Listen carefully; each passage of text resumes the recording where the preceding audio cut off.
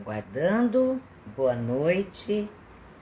14 de novembro de 2020, 12ª entrevista do projeto Criança Não é Brinquedo.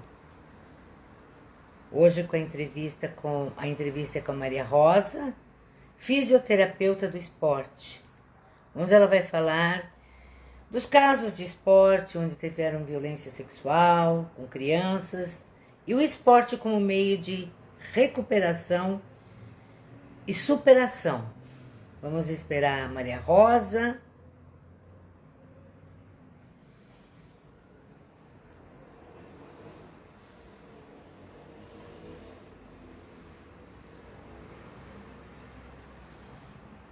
Ela já chegou. Rosinha manda o convite.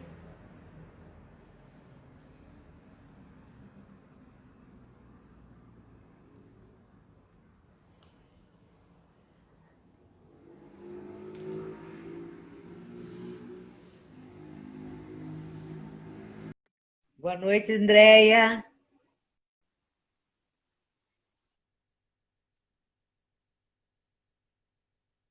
Oi, querida. Oi, Tudo bem, meu amor?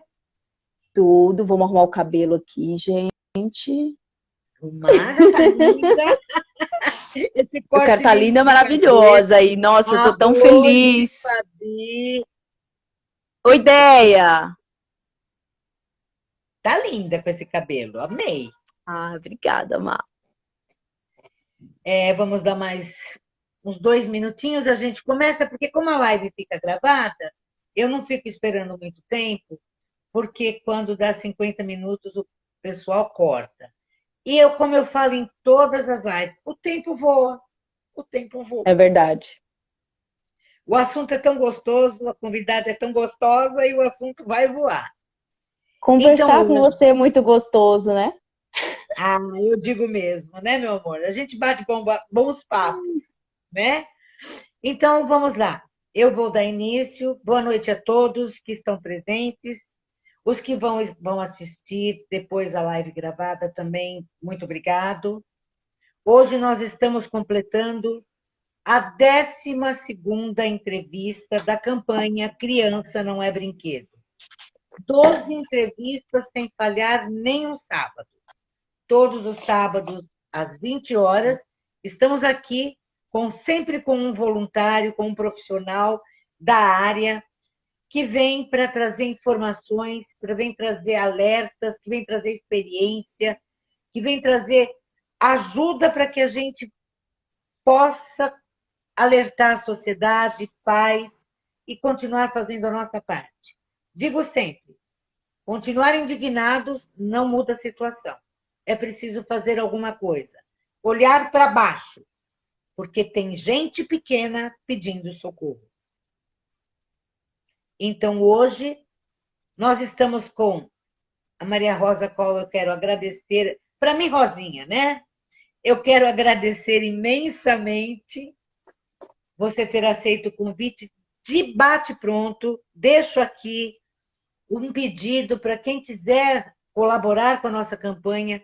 Precisamos de pessoas como a Rosa, que vem para falar, para somar, para ajudar. Muito obrigado, Rosinha, por você estar dispondo desse tempo. Eu digo sempre que tempo é uma coisa que a gente não recupera. E quando a gente dedica esse tempo Verdade. a algo, é o melhor presente que alguém pode te dar é o tempo. Porque tudo a gente recupera, menos o tempo. Então, eu quero deixar primeiro aberto para você, falar o que você queira falar, depois eu faço a tua apresentação e a gente já começa. Vamos lá, Rosinha? A Bora, palavra é Má. sua. Ó, eu falo muito alto. Você fala alto, eu falo alto. Então, assim, gente, já baixa o volume aí. Eu vou tentar me controlar um pouquinho aqui. Eu falo muito alto, Má. Mas, enfim, eu Eu queria não sei o que muito eu faço, agradecer. eu também. Também fala, duas falando alto aqui. Eu queria muito agradecer o convite. Estou muito feliz de participar desse movimento fabuloso, idealizado por você e abraçado por um conjunto de pessoas que se identifica e que se coloca nessa posição de defesa dos direitos das crianças. E que cabe a nós, sociedade, em qualquer espaço, protagonizarmos, né, essas ações de cuidado. Mas, antes de começar, eu só queria dizer que tudo que eu for falar aqui é de cunho pessoal, individual, né, não tem nenhuma ligação com o meu ambiente de trabalho, ou com alguma entidade, ou alguma organização, ou algo do tipo. Eu acho bacana a gente deixar isso claro, né? Uhum. E é isso, um prazer enorme. Vai conduzindo daí. Eu acho que você... eu tenho algumas experiências para contar, mas eu acho que você consegue desenvolver, a partir do que a gente fala, um diálogo muito mais gostoso, né, com a sua experiência aí desse lado, que é muito maior do que a minha em relação ao assunto. Vamos tentar fazer esse link aí do esporte com a violência sexual nas crianças e adolescentes, né? Mas eu tenho certeza que você vai me ajudar aí acrescentando bastante da sua experiência também. É um bate-bola, é uma troca, né? Eu costumo sempre citar uma frase do não tão querido por alguns, Paulo Freire, mas eu costumo citar uma frase dele quando ele diz assim: não existe aprendizado se não houver trocas. Ora sou mestre, ora sou discípulo. Se não houver essa inversão, ninguém ensinou e ninguém aprendeu. Então é isso que a gente vai fazer aqui, um bate-papo de troca. Vamos Verdade. lá. Maria Rosa dos Santos, fisioterapeuta, especializada em ortopedia, neurologia e esporte. 19 anos, experiência em reabilitação. 4 anos no esporte de adulto e de rendimento, né? De alto rendimento. Do alto rendimento. E atendimento direcionado a crianças e adolescentes. Essa é a Maria Rosa. A Rosinha, né? Isso. Vamos lá. Primeira pergunta, Ró. Como surgiu esse interesse, seu engajamento pelo esse assunto tão delicado que é a violência sexual infantil? Bom, Má, como eu disse desde o início, eu acho que essa é uma função, né, de todos nós, enquanto integrantes assim, de uma sociedade, de um coletivo, né? Mas eu queria contar uma experiência que eu passei na infância, né? Eu vejo aqui que os seus convidados sempre colocam alguma coisa assim de cunho pessoal, tal, e eu queria contribuir com isso também para a gente iniciar esse diálogo, esse bate-papo. Então eu queria contar uma história, porque foi isso que me fez até hoje, de alguma forma, ou direta ou indiretamente, estar engajada nos projetos que envolvem a defesa da criança e do adolescente, né? Quando eu tinha por volta de 8, 9 anos, eu ia a pé para a escola, morava numa chácara, né? E eu ia a pé para a escola. E teve um dia que eu estava voltando para casa e nós tínhamos um vizinho. E quem está assistindo aí, eu não vou falar o nome, mas com certeza vai vir na cabeça a pessoa, que inclusive já faleceu, enfim. Mas era um senhor que era muito bem visto na região, né? Tinha muita fama, assim, na região, né? O senhor respeitador e tal, né? Enfim. E eu estava voltando da escola e ele estava no meio do mato, do lado da minha casa, da chácara onde eu morava, e ele estava com um doce. E eu lembro desse doce até hoje, era aquele suspiro, sabe? Aquele que era um quadrado, cheio de biquinhos, assim. Isso. Aí eu tava passando na rua, voltando da escola, tinha uns 8, 9 anos, aí ele falou assim: ai, oi, tudo bem, tal, tudo bem, Rosa, tá, tudo bem. Como que tá a sua família? Tá todo mundo bem e tal. E ele dentro do mato e eu aqui na rua, né? E aí ele pegou e falou assim: você quer um suspiro? Aí eu falei: quero, nossa, naquela época, assim, doce, chocolate, era uma coisa muito restrita, né? Eu amava também. E aí, isso era algo assim, a gente não tinha mar, né? Na nossa época, A gente fala na nossa época, já entrega a idade, né? Mas era muito restrito, assim, essa questão do doce, do chocolate, enfim, das guloseimas. E eu olhei aquilo, eu falei, nossa, lógico que eu quero esse doce, né? E aí eu entrei dentro do mato para pegar esse doce. E quando eu peguei o doce, ele ofereceu o doce com uma mão e com a outra mão ele veio e passou a mão no meu peito. Eu, 8, 9 anos de idade, o broto mamário ainda não tinha nem peito. E quando ele passou a mão no meu peito, eu senti, meu Deus, tem alguma coisa errada. Né? Porque a gente não falava isso, até hoje tem muita coisa que é tabu, né? E aí ele passou a mão no meu peito assim, e eu senti aquilo como algo errado, peguei o doce, comi o doce e fui para minha casa. Quando eu cheguei em casa, e eu sempre chegava em casa, almoçava na escola, chegava em casa, eu gostava muito de comer um pãozinho, normalmente era um pão com ovo e tomate, que eu adorava. E naquele dia eu não comi. E eu fui direto pro banho, eu não tomava banho. Eu chegava em casa, eu não tomava banho, e eu fui direto pro banho. E aí eu lembro que eu me esfregava, porque eu me sentia muito suja, né? Porque por algum motivo eu sabia que tinha alguma coisa errada ali. E aí, eu comecei a ir pra escola com blusa de frio, né? E deu alguns dias e eu não falei pra minha mãe, né? A primeira quando eu depois de velha que eu fui contar isso pra ela, ela ficou tão chocada, né? E como que você não contou isso pra mim? Né? Porque assim, pra mim eu tinha certeza que eu tinha feito coisa errada. Por que que eu aceitei aquele doce? Porque eu entrei no meio do mato, porque eu deixei que ele tocasse em mim, né? Então tudo isso vinha na minha cabeça, porque eu realmente, sabe, por que você não falou para sua mãe? Eu não falei para minha mãe porque eu tinha certeza absoluta que eu estava errada, né? Então assim, por ter aceitado, por ter comido doce, né? Por ter deixado me tocar. E aí, por que eu estou falando de todas essas questões? Porque a gente fala muito nessa questão do comportamento, né? Da mudança de comportamento. E eu lembro que, sei lá, 2, 3 dias depois, eu pedi um sutiã para minha mãe. E ela falou assim, mas você não tem nem peito. Eu falei assim, não, mas está crescendo o meu peito. Porque eu sentia, inclusive, que usar uma camisa e aparecer ali, eu comecei a reparar, né? Nossa, está aparecendo o meu peito, como se o aparecer o peito também fosse algo que fosse culpa minha. Para outros acontecimentos. E por que eu estou falando tudo isso, antes da gente entrar a fundo no assunto que a gente veio falar hoje? Porque a gente fala muito dessa questão de olhar o comportamento da criança, né? E a minha mãe, na época, nada disso chamou atenção.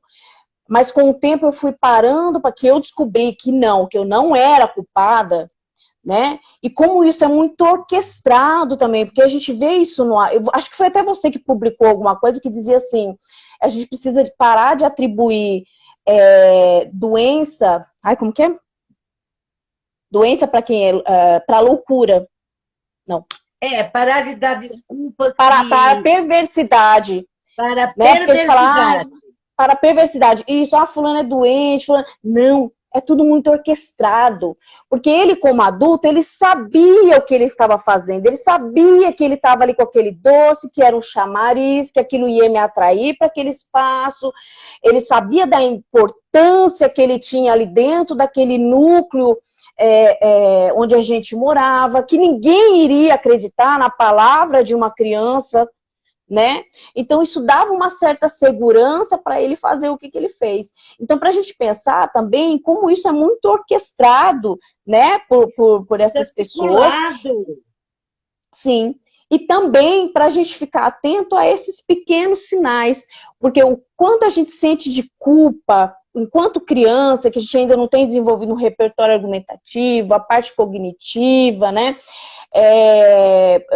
A sapiência, né? Porque existe uma desvantagem ali da criança e do adulto que a gente não enxerga.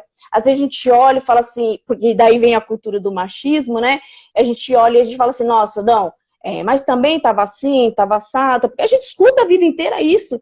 Então, para mim, ali eu estava errada, eu estava com a blusa inadequada, eu tinha entrado dentro do mato, eu tinha pego o doce, então se eu peguei o doce, lógico, eu dei o direito para ele de ter feito aquilo. Você entendeu? Então, a partir desse momento, Má, quando caiu a ficha, que eu falei assim, não, peraí, e eu não vou saber te dizer também em que momento da minha vida, mas que eu falei assim, não, pera, eu não tenho culpa de nada, né?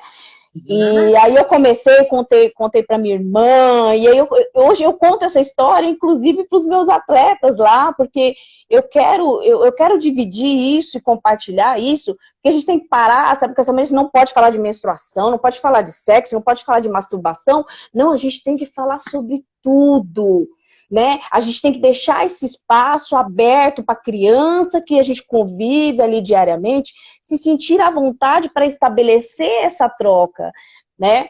Então, a partir dessa história que surgiu o meu engajamento. Eu amo, e quem me conhece sabe disso, eu amo trabalhar com criança, adoro trabalhar com a base, eu gosto daquele olhinho brilhando, aquele olhinho cheio de história para contar, e cheio de sonhos e expectativas, né? E a partir dessa história que surgiu o meu engajamento, porque eu quero mostrar hoje, dentro de qualquer papel que eu ocupe dentro da sociedade, que a criança não é culpada, né? Que a criança, ela tem que ter voz, ela tem que ter espaço, ela tem que ter uma rede de apoio para que ela se sinta à vontade, para poder estabelecer um diálogo e denunciar esses casos, porque sim, existe essa manipulação, né, por parte de quem está abusando, e não é que a pessoa não entende, não sabe o que está fazendo, não. Então, foi daí, sem me estender, já me estendendo muito, foi daí que surgiu esse engajamento. Eu tenho alguns envolvimentos hoje em alguns trabalhos voluntários, que envolve o cuidado com criança também, e surgiu a partir dessa história, quando eu descobri que eu não era culpada e que a gente tinha que levar isso para outras crianças também. Então, né? E fora isso, quando você conta isso para suas crianças, quando você conta a sua história para qualquer outra pessoa, alguém que está escutando e guarda aquilo trancado, e guarda aquilo com medo de compartilhar, ou com receio de não alguém não acredita nele, é uma injeção de ânimo, né? É um estímulo para que alguém escutou, essa pessoa pode te procurar. É muito importante falar. É muito importante falar sobre sexo, sobre relações, sobre corpo, sobre menstruação, sobre abuso, sobre injustiça, porque quando nos calamos, nos tornamos tão banais e tão criminosos como quem comete o ato. A omissão, né? E deixar muito claro que educação sexual não é ensinar criança a fazer sexo. Falo isso em todas as entrevistas. Educação sexual não é ensinar criança e adolescente a fazerem sexo. É ensinarem eles a olharem para eles e a cuidarem do seu corpo, do seu tesouro. Muito importante isso, Rosinha. E aí, pegando o gancho em tudo que você está falando, como o esporte pode transformar a vida de uma criança que sofreu abuso sexual? Então, a minha vida dentro do esporte, ela não é muito longa, né? Eu estou no esporte há 4 anos. Eu lido com crianças há muito tempo, há cerca de 19 anos, né? Dentro da área da reabilitação. Mas o esporte, ele tem essa particularidade, porque ele mexe com uma série de coisas na criança, né? E a gente pode falar isso de vários aspectos, e aí eu acho que você pode me ajudar um pouquinho. Eu acho que um dos primeiros aspectos, assim, é em relação à parte física mesmo, né? A criança, ela é apresentada para o esporte normalmente Tudo bem que existe lá as brincadeiras, né, no meio da rua e tudo mais, na vizinhança, mas o esporte mesmo, ele surge para a criança ali no meio escolar, né, num primeiro momento, assim, é no meio escolar. No clube é algo que pode surgir em paralelo, né? Mas é aonde a criança vai desenvolver, primeiro falando do aspecto mais físico, é onde eu tenho um controle motor maior, um ajuste motor maior. Então, eu vou tomando conhecimento ali do meu corpo e do que ele é capaz. E quando você toma conhecimento do seu corpo, quando você pega uma bola, por exemplo, vamos falar de bola, puxando um pouquinho aqui para o meu lado, você pega uma bola e você percebe que você consegue fazer uma cesta, e você consegue, ou você consegue chutar no gol, e daquilo ali você vai se aperfeiçoando, e através da repetição, você vai tendo um domínio, você vai criando aquela sensação de autonomia, de domínio do seu próprio corpo, de conhecimento do seu próprio corpo, do que você é capaz de fazer, né? Então, essa relação com o esporte tem essa questão física, mas que também traz todos esses componentes de apropriação, né? Então, isso é encorajador, porque você descobre uma forma de valorizar e de usar o teu corpo para algo edificador, né? E também de tomar conhecimento. É um espaço, falando do segundo aspecto agora, de convívio social também, de alguma forma. É lá no esporte que eu vou ter que lidar com o outro, né? Eu vou ter que saber o momento que eu posso ir, que eu não posso, que eu tenho que compartilhar. É dali que surgem grandes lideranças, você vai percebendo ali aquele perfil de uma criança que nasceu para liderar, daquela criança que sabe trabalhar dentro do coletivo. É ali que a criança aprende a se expressar, né? E dentro dessa As emoções expressão... também, né, Rosinha, afloram, Sim, né? sim.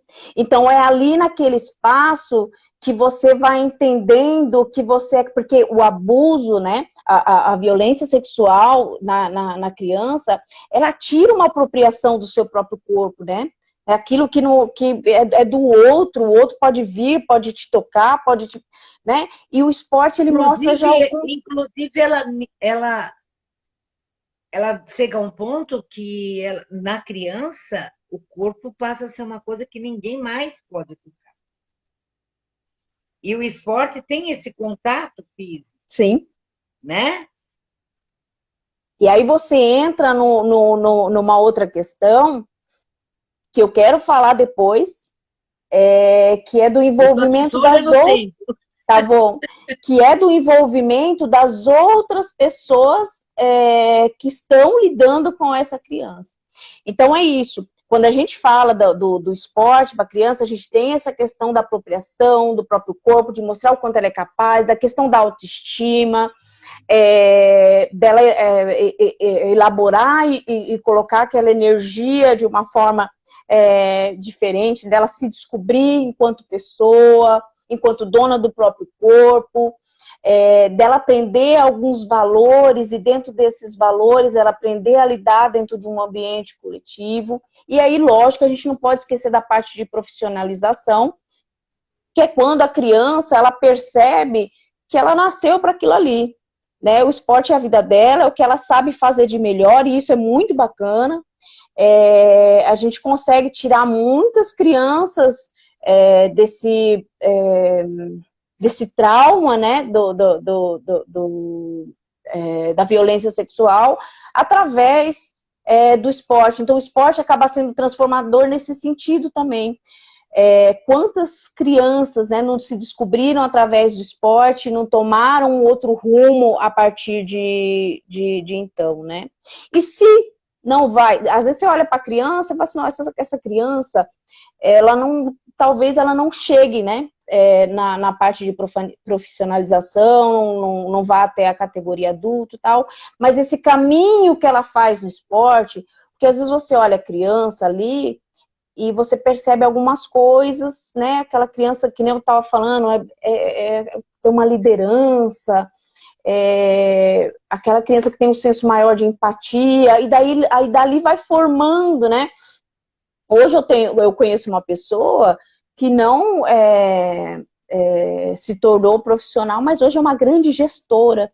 E já tiveram um olhar dentro do esporte. Porque dentro do esporte já. Opa, peraí, esse daqui. E é engraçado isso, porque você vai olhando isso mesmo e vai falando, nossa, essa aqui é para isso. E você vai percebendo essas nuances dentro do esporte. Então, Rosinha, aí lá vem a pessoa que não consegue olhar sem ter um olhar crítico, né? Porque...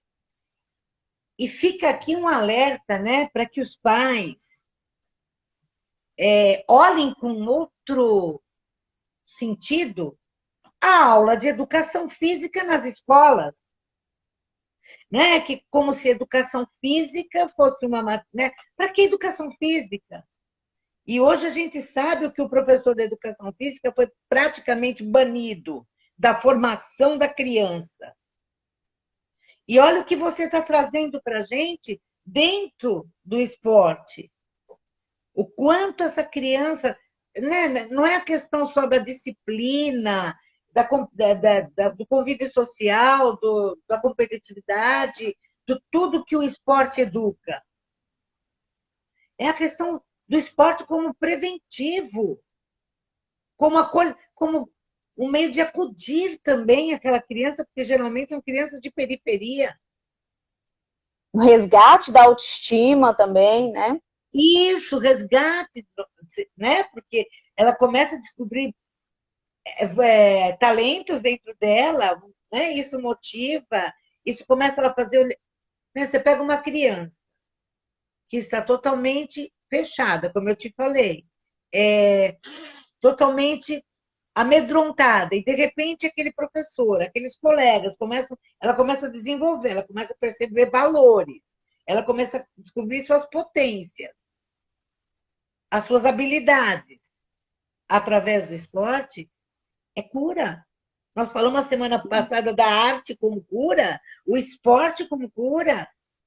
Nós temos que abrir as nossas mentes e olhar para a educação de uma forma mais ampla. Educação não é apenas aprender a ler, escrever, aprender matemática, português e história.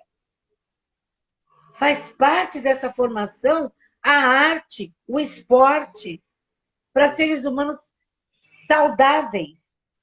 E saudáveis que digo é corpo, mente, tudo. Desculpa, mas não dava para ficar calada nessa tua fala, Rosinha. Não, mas eu quero que você fale mesmo. Né? Mas assim, e qual a importância, Ró, desse olhar especializado do profissional dentro do esporte para essas crianças que sofrem a violência infantil? Então, o que a gente precisa pensar, lógico que é sempre interessante que o esporte ele esteja incluído ali na rotina escolar, né?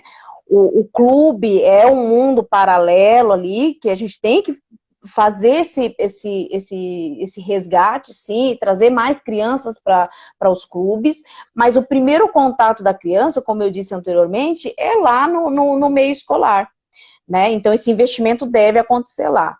Como que está organizado um clube hoje em dia, né? Então, dentro de um clube você tem serviços e algumas figuras que oferecem esse serviço de contato com a criança.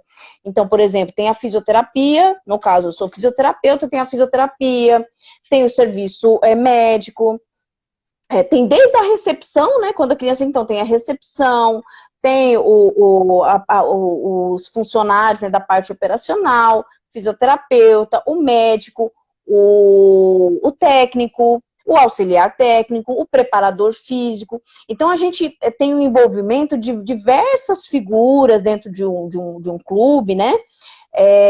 Que estão com esse olhar voltado para a criança.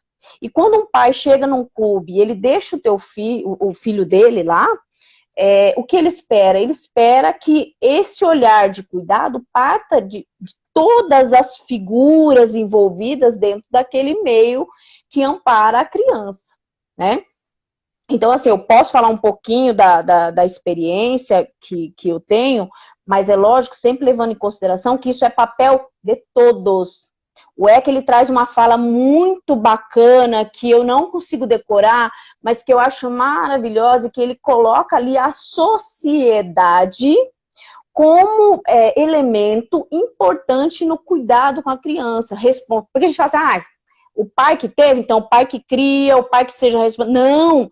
Todos nós somos responsáveis e a gente precisa assumir essa militância dentro do próprio ambiente de trabalho.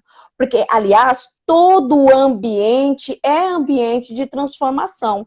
E todos nós somos referências para a criança. Não é só o pai e a mãe. O professor é referência, o fisioterapeuta é referência, o técnico. Então, olha que papel importante que a gente tem como referência e como a gente precisa assumir esse papel também de cuidado, porque ele é garantido pela legislação. E não só porque não precisa nem de legislação para isso, no meu ponto de vista. Né? Então, somos sim responsáveis pela parte da educação, pela parte do lazer. Me ajuda aí mais. Então, pela parte da educação, lazer, pela sociabilização. Né? E aí, Márcia, tem uma partezinha dele do finalzinho dessa parte toda do ECA, que diz exatamente isso, que a gente deve proteger a criança de toda a violência, negligência. Eu não vou lembrar de tudo. Não. Eu não vou lembrar de tudo, mas eu sou apaixonada. E todos os maus tratos, inclusive, Rosinha, há umas 4 entrevistas atrás, eu fiz um comentário que cabe eu repetir agora, quando você diz que todos nós somos responsáveis. Assim, pare o Mateus que balance, né? Não é bem assim que as pessoas falam? Sim. Não é só no meu ambiente de trabalho e na escola. Dentro da minha casa, eu observo que a minha vizinha trabalha e a criança dela fica sozinha e tem alguma coisa errada acontecendo. Eu tenho que sair do meu apartamento, ir lá e apertar a campainha assim. Eu sei que a vizinha trabalha, eu sei que a menina dela ou o menino dela fica sozinho em casa. Eu vejo uma movimentação diferente do habitual. E eu viro as costas, fecho a janela, desço a persiana e o filho não é meu. Então é muito além. Quando o ECA fala da sociedade, eu acho fantástico esse parágrafo, e ele é um dos temas da ONG, né? É quando fala assim, a sociedade, não estou falando, o ECA não está se referindo o professor na escola, o pessoal aqui no trabalho. Não! É você sociedade, eu sou sociedade. Eu tenho que estar atenta. Por isso que eu falo sempre, olha para baixo, tem gente pedindo socorro. Tem gente pequena pedindo socorro. Eu vejo uma situação diferente na casa da minha vizinha e eu não vou fazer nada. Eu estou incluída nessa fala do ECA. É preciso essa conscientização que você está trazendo da sociedade como um todo, não fragmentada. Se é o professor, Verdade. se é o profissional, se é o técnico, é a fisioterapeuta, é o psicólogo, não. E eu? O ECA coloca a família, o Estado e a sociedade, né? Exato. Como meios, ferramentas de proteção para a criança. Né, contra maus tratos, negligência, violência, abuso. Eu sei que às vezes eu exagero um pouco, mas eu acho que os pais deveriam ler o ECA, sabe? Os pais deveriam ter conhecimento do ECA, todos nós deveríamos ter conhecimento, porque a responsabilidade é minha, é sua. Logo que eu fui tocada por fazer essa campanha e que as meninas abraçaram, me perguntaram assim, mas você já está na idade de ser avó que está se preocupando com criança. Seu filho já é um homem. Você percebe como a sociedade, inclusive, se coloca de uma forma que você não pode nem ajudar porque você não tem criança pequena. Sim. Não é mais responsabilidade sua. Aliás, nunca foi, às vezes, né? Acho que nunca foi responsabilidade sua. E é bem aquela coisa, né? Não é meu, tá na casa do vizinho, você percebe a coisa diferente e não faz nada. Sim. E aí, quando você me pergunta, assim, do profissional, né, o que eu posso contribuir na minha área? Como eu já tenho esse olhar e esse envolvimento voltado também para essa parte, que eu acho que a gente tem que ser multi, né, tem que pensar num monte de coisas, mas assim, o fisioterapeuta, ele tem uma particularidade. Nós trabalhamos muito com as mãos, né, com o toque. Então, assim, eu fico muito atenta, não só porque a gente tem que também tá com a escuta bem aguçada, com o olhar também, porque ali você olha, né? Então, você escuta, você olha, vê sinais, né? Ali naquela criança, mas ao toque também, às vezes, você percebe algumas questões, né? Então, aquela criança mais reativa, né? Eu atendo crianças a partir dos 8 anos de idade, né? Então, às vezes, você vai tratar ali, você não encontra, muitas vezes, não tem uma lesão específica, né? Então, aquela criança está somatizando, então a gente tem que estar atento a essa questão de somatização. Ah, mas não é seu papel como fisioterapeuta. Tudo bem, mas eu posso passar para quem é o papel. Mas, em primeiro momento, eu preciso identificar, saber sondar, e mesmo se eu não tiver certeza, eu prefiro pecar pelo excesso. Né? Então, assim, Sim, eu sempre estou atenta a sinais de hematoma, eu estou atenta a sinais de retraimento, crianças mais reativas ao toque. Eu tenho um cuidado muito grande ali na sala, porque na fisioterapia esportiva você tem um espaço onde muitas vezes não, boa parte das vezes tem mais que uma criança, uma pessoa, enfim. E eu procuro sempre colocar as mesmas idades, mas muitas vezes eu preciso que a criança tire a blusa, por exemplo, ou levante os shorts, a calça, alguma coisa assim. Então eu sempre pergunto, você se importa de tirar a blusa? Por exemplo, tá com top, uma menina tá com top. Você se importa de tirar a sua blusa? E às vezes a criança olha aqui pra você e fala, ai, não. Mas aí você percebeu ali que ela falou que não, mas que ela se importa. Aí você pede para outra criança sair, para outra pessoa sair, ou você fecha a porta. Então, tudo isso você vai sentindo, né? Não só em relação a você identificar alguma coisa, ou saber que está alguma coisa errada, mas também como sinal de respeito, né? Pelo corpo daquela criança, daquela adolescente, que a gente sabe também que surge, né, em alguns momentos, essa questão com o corpo, da vergonha e tudo mais. Então, eu tenho muito esse cuidado. Você se importa? Você se importa de tirar? Você se importa de levantar?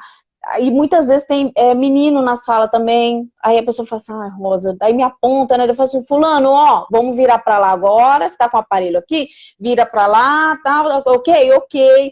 E é muito legal, porque atleta é uma raça extraordinária. Eles se respeitam, é um ambiente, assim, você sabe disso, é um ambiente de puro encantamento, assim. Então, eles têm esse olhar de cuidado também um com o outro. Não peguei nenhuma situação assim que eu tivesse que, que acionar alguma rede de apoio, mas eu fico sempre, não em relação a abuso, né? Mas em algumas outras situações que eu precisei de auxílio, e aí sim, identifica. Primeiro sinal, primeiro alternativa, né? Busque uma rede de apoio. Se não sabe, se forme, né? Ligue ali na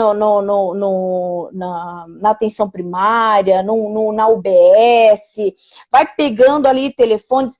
Eu gosto muito, eu sou apaixonada por psicólogo em primeiro lugar.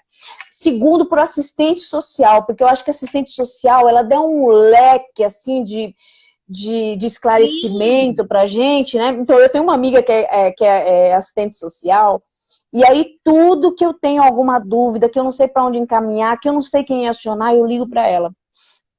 E ela vai me auxiliando, vai me ajudando, vai mostrando o caminho das pedras ali. E eu acho que é Não indica nisso que a ela gente tem que estar indica ela para dar uma engajado. entrevista para a gente. Opa! É verdade. É uma Indica. boa opção. Opa, Então é isso. Eu não sei, me informo, né? E aí a gente vai aprendendo com o tempo que caminho tomar, como auxiliar, a ser muito discreto, né? Acho que no primeiro momento eu acho que tem que ter essa questão da discrição, né? De proteger essa criança que já está ali traumatizada e tudo mais. Então, ter esse cuidado também nos encaminhamentos das situações. Às vezes o que você visualiza não é bem aquilo, mas aí não cabe também. Eu não deixo para lá. Eu prefiro investigar um pouquinho a fundo e faço isso que você falou no início, de deixar esse espaço aberto. Então, muitas vezes eu conto coisas minhas também, e às vezes as crianças falam, ai, Rosa, mas você não tem vergonha, né? Às vezes eu chego com as pré-adolescentes e falo assim, ai, gente, hoje eu não tô bem hoje, eu tô menstruada, nossa. Rosa, fala baixo. Mas por que fala baixo? Por que a gente não pode falar de menstruação, né? E aí, com o tempo, você percebe mais uma tranquilidade de falar. Daqui a pouco são elas que estão falando. Ai, nossa, hoje eu tô menstruada. Hoje... Então, assim, esse espaço que você vai criando de escuta é quando você começa a falar também de uma forma mais desinibida e mostrando que aquilo é normal e é tranquilo. Que é espaço também de falar sobre esse tipo de coisa, né? Então, nós temos no máximo 14 minutos e eu fico muito brava porque o tempo voa. Mas eu preciso te perguntar como é que os grupos estão organizados para atender, para receberem essa demanda? Então, na verdade, assim, se você acompanha um pouquinho, ou quem é do esporte aí que acompanha um pouquinho, tem percebido nos últimos tempos que os clubes, eles passaram a se organizar, sim, em relação a essas demandas, porque teve a gente conta com algumas vozes, né, no mundo do esporte, que deram espaço para esse assunto a partir de algumas denúncias, né? Sim. A gente não pode esquecer, gente, que cerca de 70% dos casos de abuso, se não me falha a memória, Márcia, você me corrige se eu estiver errado, vem da própria família. Mas a gente não pode esquecer... mais de 70%. E aí, a gente não pode esquecer que os outros ambientes também são ambientes onde ocorre esse tipo de situação. Sim. E com os clubes não é diferente. Então, o que aconteceu? Nós tivemos alguns jogadores, né, alguns atletas. Famosos que trouxeram, abriram diante da mídia algumas situações, e aí a gente conta com uma atleta, a Joana Maranhão, sim, que inclusive virou uma lei, né, todo o caso dela, que foi uma atleta que denunciou abuso do próprio técnico, que aconteceu com cerca de 9 anos de idade, mais ou menos, se não me falha a memória. E aí ela fez a denúncia e ganhou grande repercussão. E depois disso nós tivemos outros atletas, né? Se não me falha a memória também, o Diego Hipólito, enfim, outros atletas que foram... aquele caso de São Bernardo, daquele... Isso também... Isso mesmo, bem lembrado. Então, isso foi, graças a Deus, né? As pessoas falam assim, mas antigamente não tinha isso. Tinha. Mas, graças a Deus, hoje as pessoas estão expondo mais isso de uma forma que vem ajudar as outras pessoas. Então, assim, ficou mais evidente essa situação de abusos nos clubes, e isso exigiu que os clubes tomassem algumas posturas em relação a isso. O COB, inclusive, ele é uma referência mundial nesse assunto. Porque criou ouvidoria, então ele criou alguns protocolos de prevenção que atendesse a esses casos específicos, né? Diferente da Confederação Brasileira de Futebol, e que, aliás, é uma tristeza para mim. Hoje em dia eu vejo tantos atletas usando a sua figura para protestar, para dar voz a grandes movimentos, e aqui no Brasil, onde o futebol é tão forte, a gente tem um movimento totalmente o contrário. E a Confederação Brasileira de Futebol, ela está devendo isso também. Teve uma CPI, acho que em 2014, sobre exploração sexual e tudo mais, e foi estabelecido uns 10 critérios, e a Confederação Brasileira de Futebol, ela não conseguiu cumprir até hoje esses 10 critérios, né?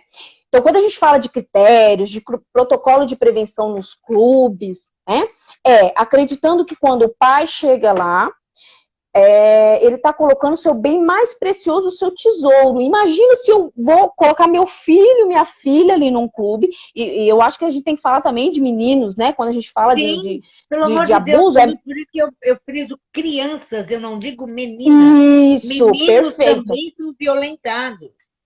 Então, quando a gente deixa a criança ali no clube, o que a gente espera? Que toda aqueles elementos, aquelas figuras ali protejam aquela criança, Sim. né? Então, assim, tem que ter articulado e tem que existir essa cobrança cada vez maior dos clubes para estar atento a esse tipo de situação. Isso não pode acontecer dentro de um clube e a gente tem que parar de ficar escondendo esses casos. Então, acho que essa repercussão que aconteceu e com a lei da Joana Maranhão também, que ela deixa para prescrever os crimes a partir dos 18 anos de idade, acho que é legal depois vocês darem uma pesquisadinha, que é bem bacana. Então, essas grandes repercussões, ela força, ela obriga tanto os órgãos de controle, quanto as entidades, os serviços, né, a estabelecerem políticas, e até mesmo políticas públicas, para que a gente dê uma atenção maior a esse assunto. Então, quando a gente fala desses protocolos, o que a gente quer dizer, né? É quando você, antes de admitir um profissional, você, por exemplo, eu vou dar um exemplo, né? Você peça um antecedente criminal desse profissional, para descobrir se esse profissional já teve algum envolvimento, né? É você criar uma rede de apoio a essa criança, com atendimento de escuta qualificada com psicólogo, com atendimento médico, com ouvidoria, né? Que pode, inclusive, ter um serviço de... me ajuda, Mar, como que chama-se quando você não se identifica? Como assim? Um serviço de ouvidoria. Às vezes a pessoa não quer se identificar, não quer... mas ela quer fazer uma denúncia anônima. Nossa. Ai, amiga, é isso. Mas é isso mesmo. Você quer fazer uma denúncia anônima, por exemplo, então tem que ter um serviço ali que proteja.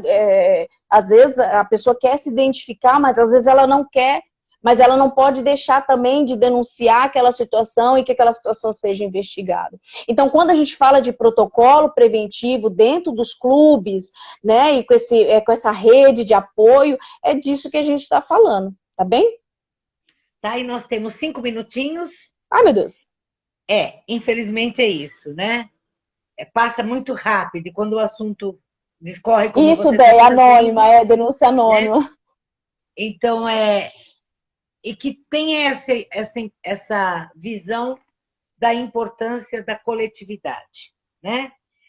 Qual a mensagem que você deixa para pessoas que trabalham na formação esportiva e que têm a vivência e que pode vivenciar ainda o caso de lidar com uma criança que tenha sofrido a violência sexual? Olha, Má, eu acho que de tudo que a gente conversou um pouquinho aqui hoje, o recado mais importante, a mensagem mais importante que fica, eu gosto muito quando você fala, né, para olhar para baixo, né, mas é olhar para os sinais, né, e as diferenças de comportamento, né, como eu falei anteriormente, não chegava sempre todo dia da escola, mas aquele dia chegou e foi tomar banho. Hoje eu tenho um olhar muito grande assim para quando a criança tá um calor de 90 graus e a criança tá com blusa de frio, isso já minha antena fica lá em cima. Então, assim, ficar de olho nessa... Quando todo mundo está reunido, ela pega o lanchinho dela e vai comer lá no canto sozinha. Sim, os isolamentos, a criança muito reativa ao toque, então você tocou e a criança está se afastando. Ou então, ela acho que está ficar agressiva atento... demais. Isso. Ficar atento a esses sinais, né? Então, o técnico... Eu conheço aquela criança, nossa, ela tá sempre feliz, tá sempre jogando, brincando, né? aí a criança chegou, nossa, faz tempo, essa criança tá isolada, tá diferente, tá, né? Então, ter esse olhar mais direcionado, mais atento a essas diferenças de comportamento, estabelecer uma escuta mais generosa, né? Dividir algumas experiências com a criança. Então, às vezes, falar assim, nossa, você não sabe, passei uma vergonha ontem, aconteceu isso, isso e aquilo. Contar alguma intimidade que eu falo assim, alguma coisa que, né, que a criança se sinta à vontade, fala assim, ela me contou isso, eu também posso contar. Né? Fazer com que a ela vai criança... criar uma cumplicidade.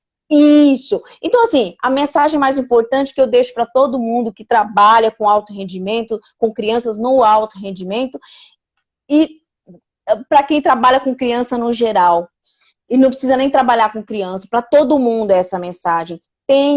Olhe para baixo, né? Tenha um olhar mais generoso com as crianças, uma escuta mais atenta, um olhar mais atento, né? A gente pode salvar vidas, a gente pode fazer a diferença na vida de uma criança. Criança não é brinquedo. Ui, é mesmo. A gente pode mudar uma história. A gente pode mudar uma história de vida. Quando a gente realmente olha para baixo, não se omite, e quando a gente realmente prestar atenção numa coisa. Criança, além de não ser brinquedo, precisa ser levada a sério. Isso é coisa de criança, já já passa. Não dá ouvido, não. Você vai acreditar numa criança? Criança não é brinquedo e precisa ser levada a sério. Muito a sério. Porque, na maioria das vezes, os momentos de maior sinceridade vêm da criança. E são os seres menos qualificados a nível de respeito. Então, quero agradecer, né? Infelizmente está acabando. Quero agradecer todo mundo que esteve presente com a gente.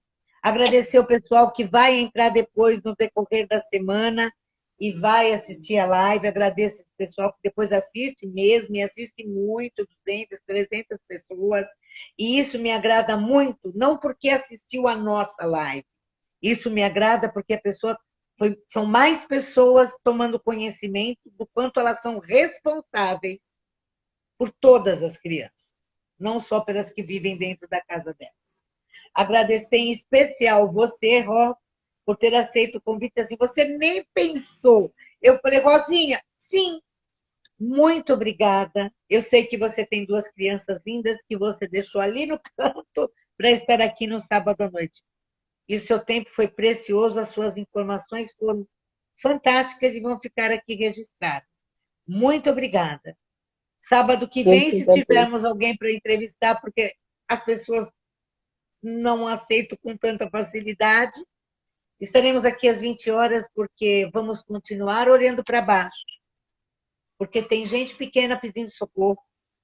Vamos continuar dizendo, todas as terças-feiras, quinta-feira é dia de TBT, nós lançamos terça-feira é dia de criança, não é brinquedo.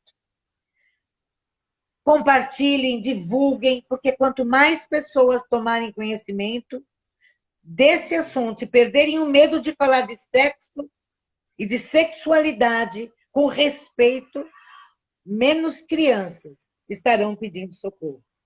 Muito obrigada, até o próximo sábado. Rosinha, um beijo no teu coração. Também te amo, beijo Andréia. No seu também. Fiquem com Deus. Beijo, gente. Obrigada, viu? Tchau, tchau, meu amor. Tchau. Obrigada, Ró. Obrigada a você.